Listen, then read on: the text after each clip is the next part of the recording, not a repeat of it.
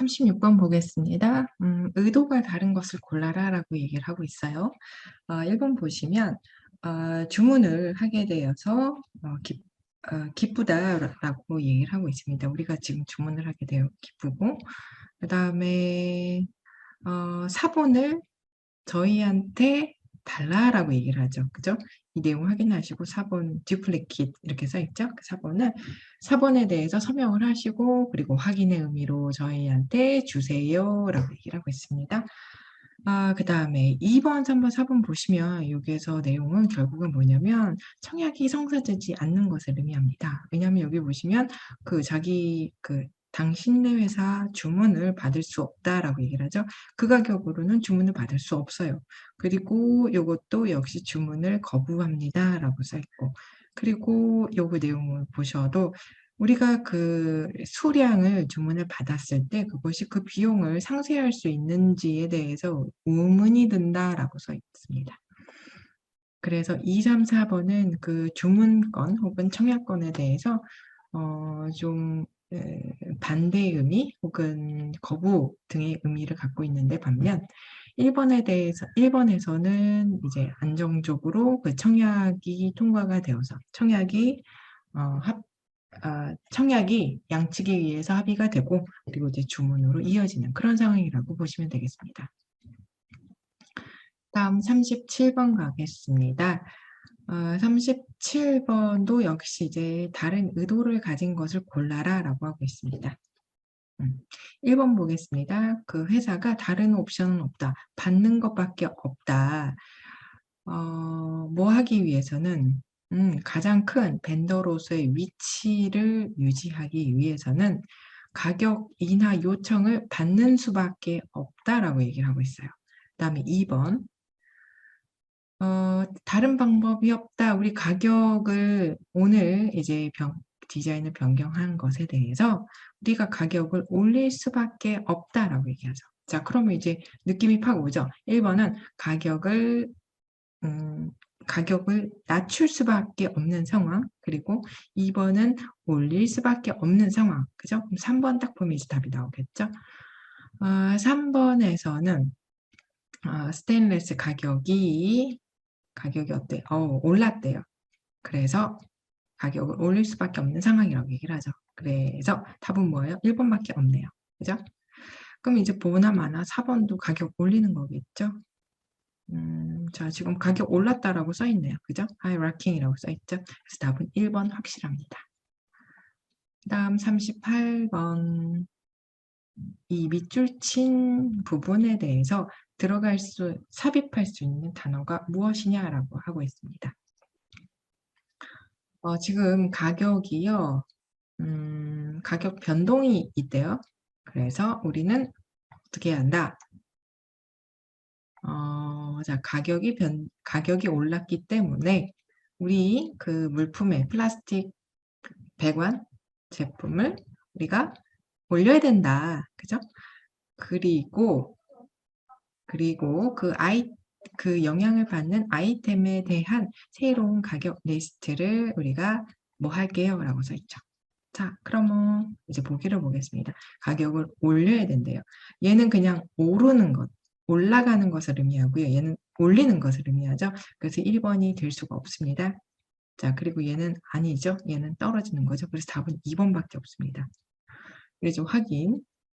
가격표를 첨부한다라고 해서 이 뒤에 이 단어도 맞네요. 그래서 2번 맞습니다. 39번 갑니다. 이 밑줄 친 부분에 적절한 단어가 무엇이냐라고 하죠. 자, 이 작업장 내에서 안전은 결코 뭐 할 수 없다. 다음, 그 기업은 잘 정의된 안전에 대한 규정, 그리고 프로세스를 가지고 있어야 된다라고 써 있죠. 그래서 그러면은 얘는 뭘까요? 이 안전은 어떻게 해서도 뭐예요? 지나치지 않는다라고 하는 게 맞겠죠. 그죠? never라고 했으니까 그러니까 가장 중요하지 않다라고 하는 말이 들어가면 안 되죠. 그죠? 그래서 뒤에 부정이 들어가서 아무리 강조해도 절대로 넘치지 않는다라고 얘기하는 거죠. 그래서 답은 4번밖에 없어요. 자, 그 다음에 뒤에 내용 좀 더 보도록 하죠.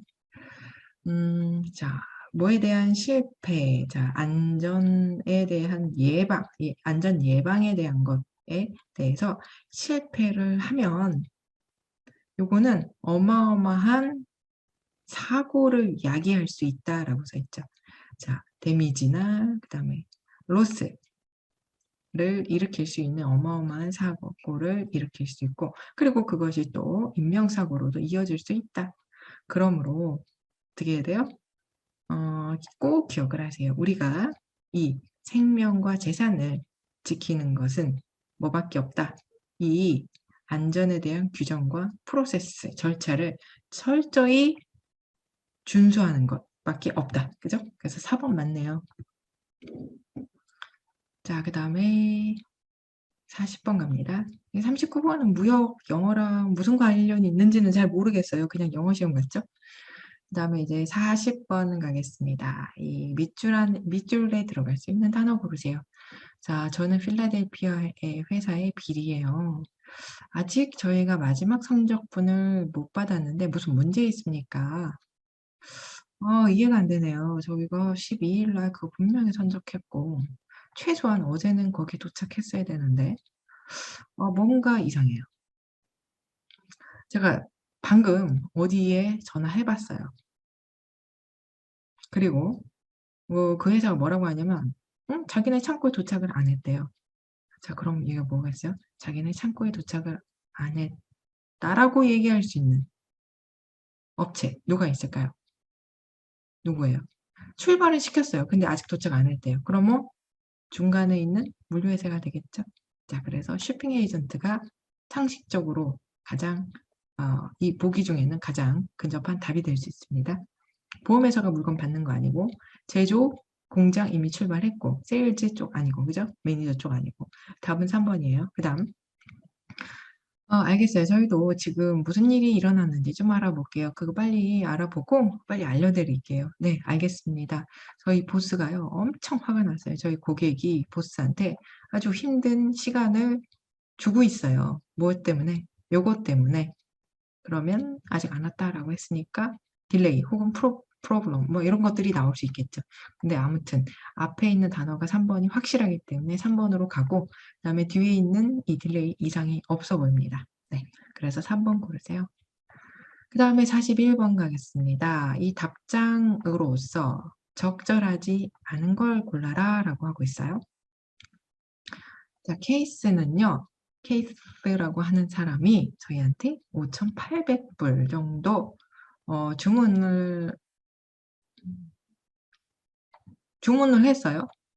그리고 당신네를 크레딧 리퍼런스로 신용 조회처로 알려줬어요. 그러니까 당신이 그 사람에 대해서 신용 상태를 좀 알려주면 좋겠어요. 그리고 최근 2년 동안 그 채무를 어떻게 해결했는지 좀 궁금해요. 당연히 그 비밀은 지켜드릴 거예요. 고맙습니다. 라고 하죠. 그래서 신용정보처에 이 사람에 대해서 지금 물어보고 있는 것이다 라고 알 수 있습니다. 답장으로 부적절한 걸 좀 보도록 하겠습니다. 그 사람에 대해서 지금 얘기를 하고 있죠. 그 회사, 그 사람과의 이제 관계에 대해서 얘기를 하고 있고요. 그다음에 역시 여기도 그 사람과의 관계에 대해서 얘기를 하고 있습니다. 좀 문제가 있었다라고 얘기를 하고 있죠. 자, 그다음에 3번 보겠습니다. 그 정보를 저희한테 주셔 가지고 감사해요라고 하고 있죠. 그러니까 얘는 답정으로 불가능하죠. 그죠? 그래서 3번 고르시면 되겠어요. 자, 그다음에 42번. 요것과 가장 비슷한 의미를 갖고 있는 보기가 무엇이냐? 자, 제시된 글 7월 30일까지 오퍼가 열려 있다라고 하고 있죠. 그러니까 유효하다. 이 청약이 오픈되어 있다. 청약이 이 날짜까지는 살아 있다라는 얘기예요. 효력이 있다라는 얘기죠. 자, 이것과 관련되어 있는 내용 뭡니까? 그 날까지는 valid, 효력이 있고 그 다음에 따로 얘기하지 않는 이상은 그것은 취소 불능이야 라고 하는 것과 동일합니다. 그래서 1번, 3번, 이제 2번 볼게요. 3번이 아니고 2번. 그 청약이 free예요. free. 그러니까 얘는 어느 때든 변경 가능하다는 얘기죠. 그래서 틀렸어요. 그다음에 3번. 그리고 이것은 구속된다라고 써있. 구속돼요. 그죠? 이 정보, 이 오퍼 내용이 이때까지는 계속 유지가 되어야 돼요. 근데 얘는 구속된다. 즉, 이 계약과 관련이 없다 혹은 구속되지 않는다라고 써있죠. 아니에요. 그죠? 구속된다라고 해야지 맞겠습니다. 그래서 not 빠져야 되고. 그 다음에 3번. 요거까지는 맞아요. 네, 이때 효력이 끝난다. 그죠? 이때까지는 살아있다 혹은 끝난다. 자, 근데 약간 이것도 좀 그렇죠. 얘는 30일까지는 살아있는 것이고 얘는 30일부터 효력이 없어진다니까 약간 좀 차이가 있죠. 그리고 이 뒤에도 귀사가 오더하는 내용에 따라서 이때까지는 살아있다고 얘기를 하죠. 약간 좀 다른 의미, 그죠? 그래서 1번이 가장 적절한 의미가 됩니다. 그래서 1번. 43번. 요거는 컬렉션, 즉 추심에 관련된 내용입니다. 이걸로 틀린 내용을 괄호 안에 들어갈 수 없는 내용을 골라라 이렇게 얘기를 써 있어요. 수출자는요, 외국의 바이어한테 물품을 선적을 하고, 그리고 그 운송장과